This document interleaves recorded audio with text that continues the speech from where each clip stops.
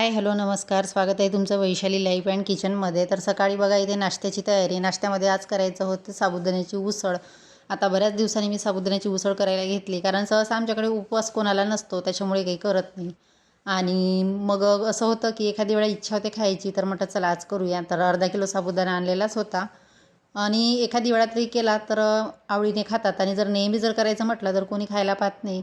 तरी ते शेंगदाणे भाजून घेतले. आता सहसा तर मी साबुदाण्याची उसळ करत नाही, त्याच्यामुळे काही मला फारशी म्हणजे एकदम परफेक्ट जमेलच असं नाही. थोडीफार माझ्या ह्याच्यानी अशी गोळा होते. तर कशा पद्धतीने करते मी तुम्हाला सांगते. तरी ते सर्वात आधी शेंगदाणे भाजून घेतले. शेंगदाणे छान भाजले, एकीकडे बटाटे उकडले आणि हे बटाटे भिजलेल्या साबुदाण्यामध्ये मी स्मॅश करून टाकले, किंवा असे चिरून पण टाकते. तर म्हटलं उकडलेलेच आहे तर यामध्येच करूया. त्यानंतर एकीकडे कढीपत्ता, हिरवी मिरची कट करून घेतली. कोथिंबीर पण टाकते, पण आता कोथिंबीर नव्हती त्याच्यामुळे मग ते स्किप केली. त्यानंतर हे सगळं मिक्स करून घेतलं आणि आता याच्यामध्ये मी मीठ पण टाकलेलं आहे, जो की भिजवलेला साबुदाणा आहे त्याच्यामध्ये. आणि आता हे शेंगदाणे जे आहे, तर शेंगदाणे थोडे गरम होते त्याच्यामुळे प्लेटीने ते अशा पद्धतीने बारीक केले, म्हणजे लवकर सालं पण निघतात आणि हाताला चटका लागत नाही. आणि तो कूट पण मी या साबुदाण्यामध्ये मिक्स केला. आता प्रत्येकाची पद्धत वेगवेगळी असते. आता मी अशाच पद्धतीने करते. त्यानंतर कढईमध्ये तेल घेतलं, त्यामध्ये जिरं घातलं, नंतर हिरव्या मिरच्या मिरच्या थोड्या तळतळ झाल्या, मिरची आणि कढीपत्ता. नंतर त्याच्यामध्ये हे जे मिश्रण केलेलं आहे मिक्स ते ॲड करणार आहे. चवीनुसार मीठ टाकलं, त्याच्यामध्ये थोडी साखर. साखरच सहसा तर आमच्याकडे कोणाला आवडत नाही साबुदाण्यामध्ये किंवा कुठल्याही याच्यामध्ये, पण थोडी टाकली मी. आणि त्यानंतर सगळं मिक्स करून घेतलं आणि याच्यामध्ये जे मिरचीचा तडका दिलेला होता त्यामध्ये ॲड केलं. आणि यामध्ये थोडं दही टाकणार आहे. दह्यामुळे छान चव वाटते, थोडीशी आंबट. लिंबू असलं तर लिंबू टाकते आणि मस्त असा साबुदाणा उसळ तयार. तर माझ्या हातची एकदम अशी मोकळी होत नाही का कुणास ठाऊक. आणि साबुदाणा असं नाही की खूप पाण्यामध्ये भिजवलेला आहे, छान मोकळा भिजलेला होता. पण असो, आमच्याकडे सर्वांना आवडते कसंही झाला तरी. त्यानंतर इथे भांडे घासायला घेतले. आता भांड्याचा पसारा बघा, एवढा पसारा तर असतोच असतो रोजचा. असं वाटते की आपण इथे आपल्या घरात भांडे घासत आहे की आपण कुठे काही कामवाली आहे की काय, अशा पद्धतीने ते भांड्याचं टोपलं असतं पुढे आणि ते भांडे. तर हे सगळे भांडे घासायला घेतले. त्याआधी सगळं पाणी काढून घेतलं, म्हणजे जे काही पाणी असते खरकटं ते एका भांड्यामध्ये जमा करते, बाहेर नेऊन टाकते. नाहीतर मग कसं होतं की याच्यामध्ये जर अडकलं तर मग ते सगळं चोकअप होतं. आणि जे कोणी आधीचे रेंटनी राहणारे होते तर त्यांनी तसंच करून ठेवलेलं होतं. तर त्याच्यामध्ये मी 2-3 म्हणजे सिंक क्लीनरच्या ज्या पुड्या होत्या त्या टाकल्या, तेव्हा कुठे ते असं क्लीन झालं नाही. तर म्हणजे भांडे असं बाहेरच पाणी टाकावं लागत होतं. तर असं त्यानंतर इकडे सगळे भांडे घासायला घेतले. भांडे घासून झाले की नंतर गॅस ओटा. आता हे रोजचंच रुटीन झालेलं आहे आणि व्हिडिओ आता 2 दिवसांनी टाकलेला आहे, कारण प्रयत्न करते रोज टाकायचा, पण का कुणास ठाऊक होतच नाही, काही ना काही कारणामुळे राहून जातं. व्हिडिओ शूट करायचं म्हटलं ना सकाळी, तर सकाळची धांदल असते कामाची, त्याच्यामुळे ते राहूनच जातं. मग दुपारचं रुटीन काही कुठलं नसते. दुपारी मग आपलं आरामामध्ये मोबाईल बघणं, मग काय रुटीन दाखवणार तुम्हाला. तरी म्हटलं थोड्या थोड्या क्लिप्स घेऊया, तर मी 2 दिवसा मिळून घेतलेले आहे. तर त्यानंतर इथे गॅस ओटा क्लीन करायला घेतला. आता भांडे वगैरे सगळे झालेले होते आणि नाश्ता भांडे झाल्याशिवाय आता काही गॅस ओटा क्लीन करता येत नाही. तर तो सगळा व्यवस्थित म्हणजे भांडे वगैरे ठेवले की नंतर हे सगळं साफसूफ करायला बरं. आता हे इथे असं पाणी टाकून केलं ना तर सगळं खाली पाणी पाणी होतं, त्याच्यामुळे इतका कंटाळा येतो. असं वाटतं की बकेटीमध्ये पाणी घ्यायचं आणि पुसून काढायचं. पण आता डोळ्यापुढे जर आपल्याला नळ दिसला तर मग काही इच्छा होत नाही बकेटीत पाणी घ्यायचं. त्यानंतर सगळे कामं आटोपले. इथे म्हटलं चला थोडी तयारी करूया, 10 मिनटं स्वतःसाठी वेळ, नाहीतर मग आपले असतातच कामं. आणि दुपारी तर मग वेळ असतो, पण दुपारी इच्छाच होत नाही काही करायची. तर त्यानंतर इथे थोडी तयारी वगैरे केली. आणि हे जे दार आहे ना, दाराच्या मध्ये बघू शकता थोडं म्हणजे असं गॅप आहे, कारण ते दार व्यवस्थित लागल्या जात नाही. मागे मी ते हँगर लावलेलं आहे, तिथे कपडे अडकवले की दार काही पूर्ण लागत नाही. त्यानंतर बाहेर मस्त अशी छान हवा सुटलेली होती आणि पाऊस तर आलेलाच नाही, कधी येतो कुणास ठाऊक. आणि इतकं दमट वातावरण झालेलं आहे भयानक. असं बाहेर बसलं की बरं वाटतं, घरात तर नकोच वाटतं. त्यानंतर आता दुपारचा स्वयंपाक करायचा होता. तर इकडे मला ते काहीतरी खार दिसली, म्हटलं चला तिचा शूट करूया, पण ती लगेच पळून गेली. का कुणास ठाऊक कसं त्याचं लक्ष जातं, मोबाईल किंवा कोणी दिसलं की लगेच ते पळतात. तर इथे या झाडाखाली होती ती, तर मी तेच बराच वेळ बघत होती. आणि इकडे बघितल्यानं बघू शकता मस्त असे तुरीचे झाडं, वांग्याचे. आणि इथंही भाजीपाला लावलेला आहे, अगदी छोटा छोटा आहे तो. कारण आमचे जे ओनर आहेत ना, त्यांना खूप आवड आहे झाडांची. झाडं खूप काळजी घेतात, खूप छान लावतात. त्यानंतर इथे स्वयंपाकाची तयारी. तर एकीकडे गवाराच्या शेंगा आहे तर त्या उकळायला ठेवल्या. आता मी उकळूनच करते शेंगाची भाजी, कारण थोड्या म्हणजे जास्तच त्या भरलेल्या आहे तर भाजी मग ती लवकर शिजल्या जात नाही. तर थोडं मीठ टाकते, पाणी आणि कमी वाफेवर 10 मिनटे शिजू देते. त्यानंतर एकीकडे भात लावला. आता म्हटलं चला वेळ आहे, गॅस खाली नव्हताच तर दळण निवडायचं होतं तर गहू काढून घेतले, कारण दळण आता बऱ्यापैकी संपत आलेलं आहे. आणि 1-2 किलो असलं ना तेव्हाच मी दळण निवडून घेते, म्हणजे पूर्ण संपल्यावर मग आणायचं असं ते मला पटतच नाही. थोडंफार घरात असलं की लगेच मग घेऊन यायचं.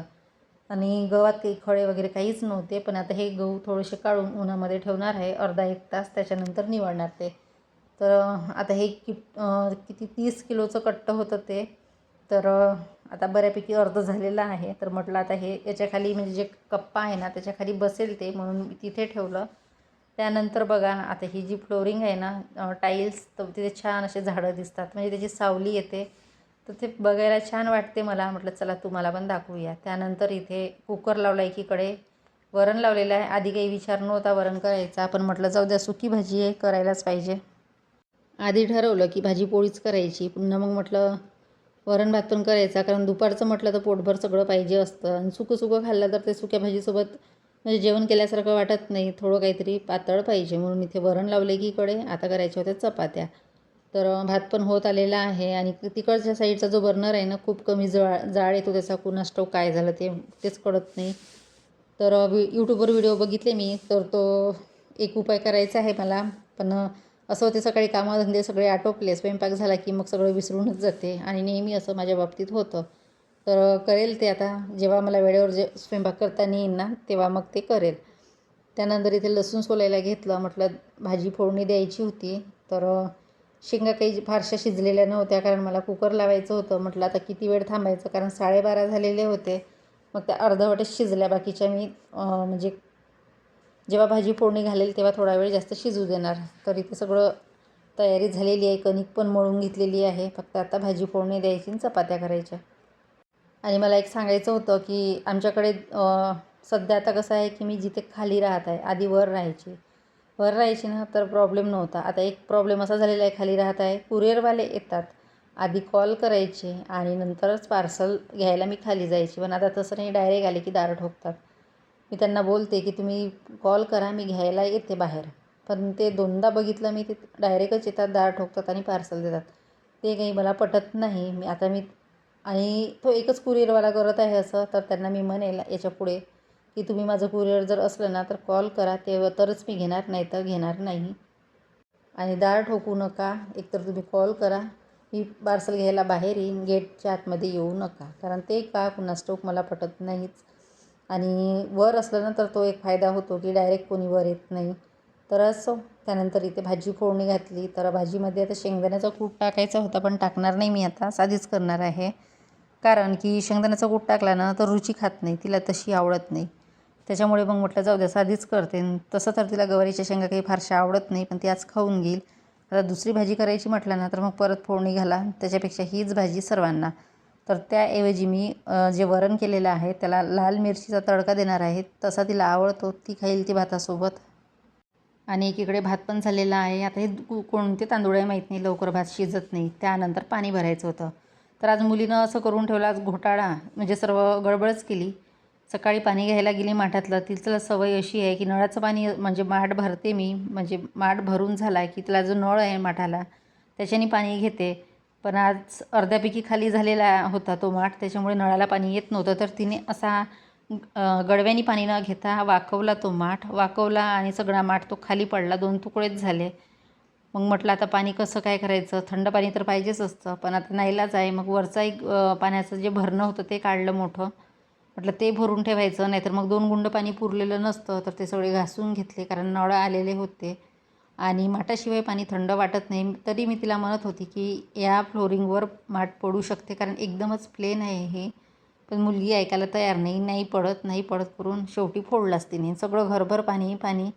आणि माठ आता आणतील की नाही आणतील कुणास ठाऊक, कारण आता उन्हाळा तर नाहीच आहे. पण माठातलं पाण्याशिवाय तहान जात नाही. गुंडातलं पाणी प्यायलं ना तर ते वरचेवर मग पाणी प्यावं लागतं. पण जाऊ द्या, आता फुटला तर फुटला. तसंही त्या माठाला 6 वर्ष झालेले होते. आणि आता यावेळेस माठ असा आणायचा विचार करते मी की एकदम तळाशी त्याला नळ असेल अशा टाईपचा, म्हणजे एकदम मधात नको. तो हा माठाच्या मध्ये नळ होता, त्याच्यामुळे अर्धा माठ कसं खाली राहायचा आणि अर्ध्या माठामध्ये पाणी राहायचं, पण नळाचं येत नव्हतं. तर आता थोडं खाली नळ असलेलाच माठ आणणार आहे. त्यानंतर इथे भांडे घासून घेतले सर्व पाण्याचे. नंतर म्हटलं चला हे क्लीन करून घेऊया. त्यानंतर भरायचं होतं पाणी. आता पाणी म्हणजे आमच्याकडे नळाची धार खूप बारीक येत आहे का कुणास ठाऊक. त्यानंतर बाहेरचं वातावरण बघा, असं ढगाळ वातावरण असतं पण पाऊस अजिबात येत नाही. आणि ढगाळ वातावरण असलं तर गरमी दमटपणा असं खूप झालेला आहे. म्हणजे विचित्र गरमी होते, जी की उन्हाळ्यामध्ये पण अशी जाणवत नाही. तर ही वेगळीच गरमी वाटते, अशी नकोशी वाटते, असं वाटते की बाहेरच बसावं. त्यानंतर इथे भांडे लावायचे होते. म्हटलं चला भांडे लावून घेऊया. आणि हा दुसऱ्या दिवशीचा व्हिडिओ आहे. तर सगळे भांडे घासून घेतलेले होते. आता माठ तर नाहीच आहे, तर आता ही रॅक मी माठच्या जागी नेऊन ठेवणार आहे.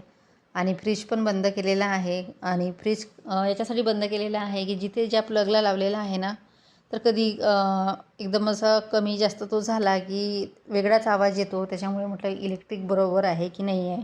तर 2 दिवस बंदच ठेवूया, नंतर परत लावून पाहायचं. तसंच जर वाटलं तर मग मी ती जागा चेंज करेन आणि दुसरीकडे लावेल. तर फ्रीज बंद ठेवलेला आहे. आता ही रॅक तिकडे सेट करणार आहे आणि इथे मग पाण्याचा माठ ठेवेल. तर म्हटलं हे सर्व भांडे लावून घेते, त्यानंतर बाकीची कामे. तर हा दुसऱ्या दिवशी दुपारचा व्हिडिओ. तर इथे बघू शकता सगळे भांडे वगैरे लावून झालेले आहे आणि आता स्वयंपाक करायचा होता. तर स्वयंपाक करण्यामध्ये सिंपलच करणार आहे आज, भाजी भात पोळी. तर फ्रीजमध्ये बघू शकता काहीच दिसणार नाही, पूर्ण फ्रीज खाली.